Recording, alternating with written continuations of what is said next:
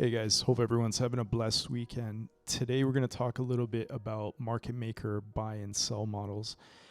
We've identified one here on OP, and it's a very nuanced model, but there's ways that we could break this down to make things look a little easier.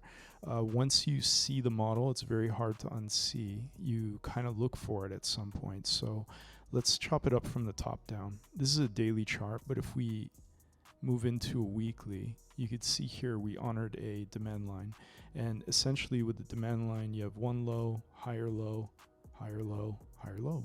So pretty much all higher lows on demand, which is really good.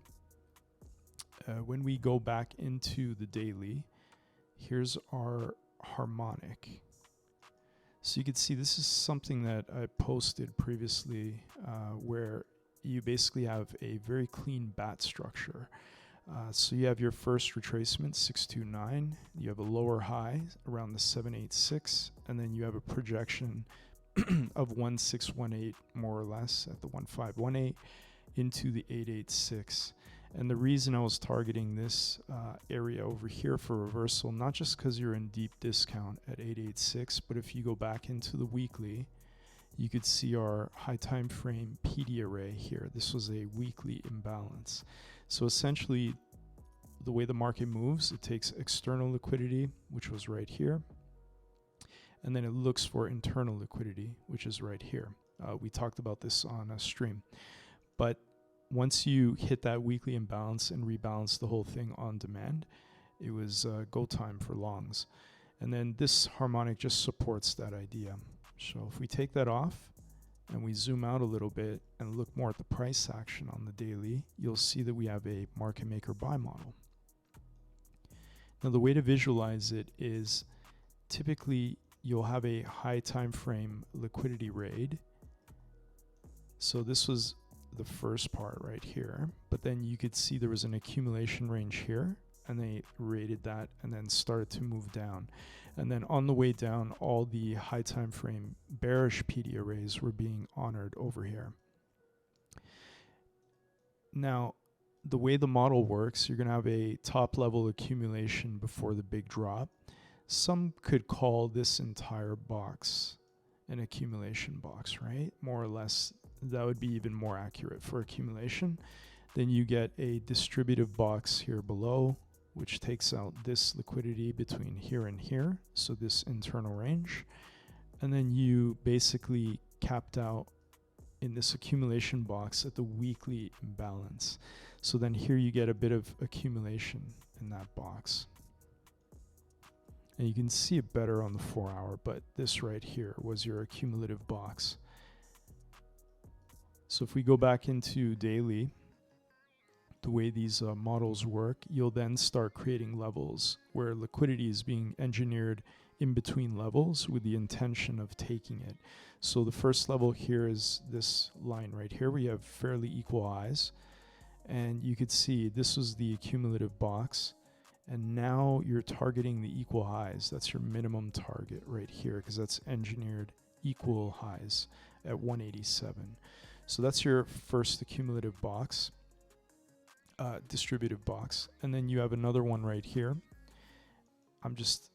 We're basically forward looking right now, but the idea is they're going to take this liquidity and then probably create another consolidative range for another move up and then target this liquidity arc here. So then maybe you do get another box in between, and they kind of draw this out where basically you have these highs right here, and this could be another box, but just to simplify, we're looking at accumulation 1, 2, and then send to take the current highs or the top of the accumulation box here. And then the idea is once they've satisfied the external range and taken that liquidity, they're going to push it back down and then form another high time frame model and start engineering liquidity again for the next move. And it'll likely bring it back down after the highs. It'll likely come back down and make another higher low with the intention to push up again. So that's the market maker buy model. Now here's the entry. So within that model, if you look at the detail on the 4-hour a little closer, the way this works, normally when you get your bottom, you get a short-term low, more or less above that weekly imbalance, and the idea is this is buyer induction. So that wick is supposed to give the impression that buyers that, okay, this is in fact the bottom, they rated this, now we're going to send up. But what they're doing is they're stopping the volume right above the weekly imbalance, and the idea is to accumulate more liquidity in the range so that they can take that with a final impulse into the main target, which is internal range here. So the idea is you have a short-term low, then you have that spike down that takes all the liquidity and rebalances that weekly imbalance that was right here. And then you start creating a bit of a consolidation after a pretty nice automatic reaction.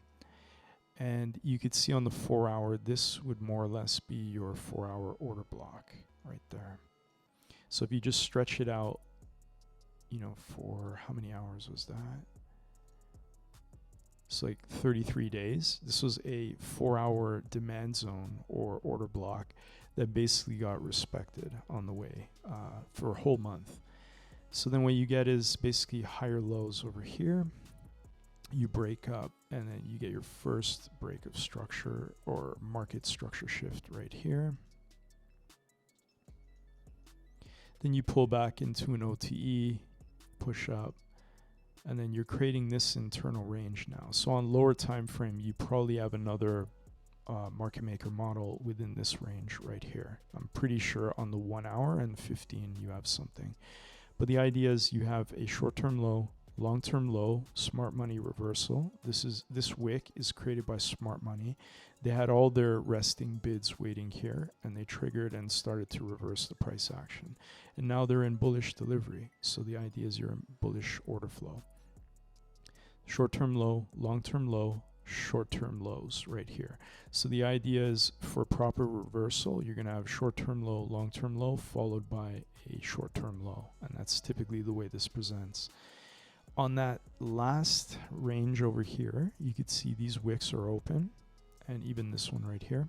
And then you could see they raid those before pushing up again to shift structure here and here. So that final liquidity raid kind of confirms for me that this this was just an accumulative range. Then you push up, and it created a 3-day imbalance within that range. So you could see here a big void in, or a big, I guess, a much higher distribution in buys versus sells, which is what created that imbalance candle, a bullish imbalance. And then you push up, you break structure, create that imbalance, and then you created this 4-hour order block right here. So that's the last down candle that cleared this liquidity here to the left before pushing up and breaking structure locally.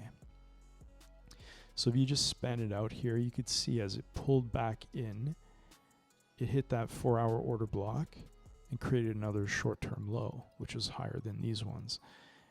And it rebalanced the 3-day imbalance. So this is within the markup for this model.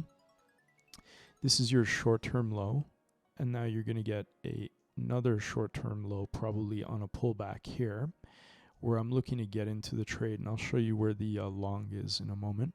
But this would be your accumulation 1 at this higher low, and then you're essentially looking for this internal range to be cleared out and then pull back into a more aggressive not more aggressive retracement, but more aggressive buyback.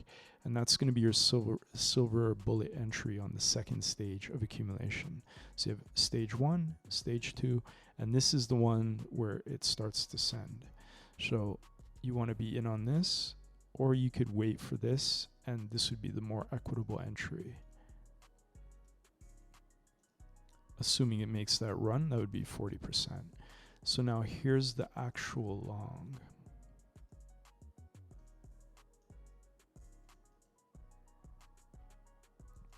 All right, so I'm using essentially a 30-minute model and 1 hour.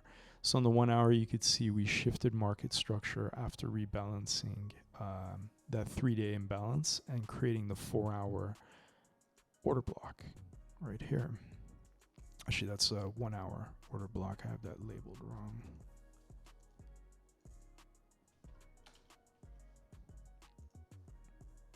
So the idea is now you're in bullish delivery again, and you're waiting to get a nice entry and discount. So if you measure from the low and you fib it to the high, 50%, anything below there, you're buying longs at a discount. Anything above in the white zone here, you're buying in premium. Smart money will typically buy below 50% or the midpoint within that. So that's what you're essentially looking to get long on. And then you're looking for where would the likely entry be within this range.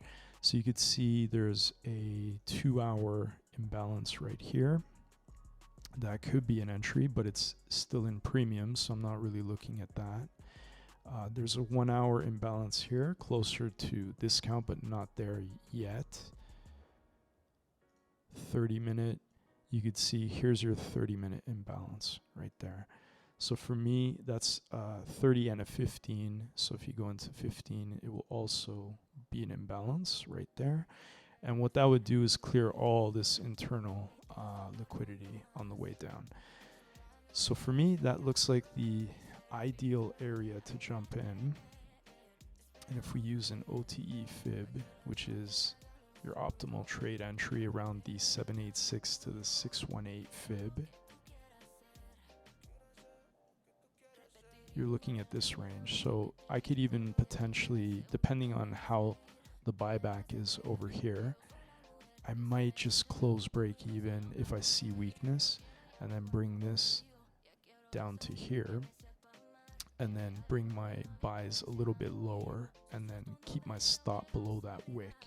So it really depends. I'm just using this as a rough blueprint for where I want to enter, but ideally you want to enter in discount, and then you want to target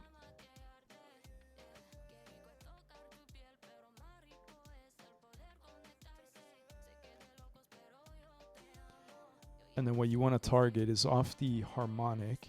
The 382 is right here, so it also happens to be your negative 250 standard deviation from the final candle right here, the 1 hour candle that rebalanced and created the smart money reversal. So that's your negative 2.5, and then your max target is a standard deviation of negative 4, which sits around the 618 fib from the high to the low of the harmonic. So these are your two targets for not only harmonic traders, but fib traders that trade smart money. So I think these two areas are going to be very reactive, and that's going to be target 1 around 205 to 196, target 2, 239 to 240. And anything above that, you're basically looking at this internal liquidity arc right here to get rinsed. That's why I have one last runner that goes substantially higher. That would be 130% move. So let's see how this bases in the area of interest. If we get a long, this could be a really, really equitable long, really high EV. So let's see where this goes. All right, boys.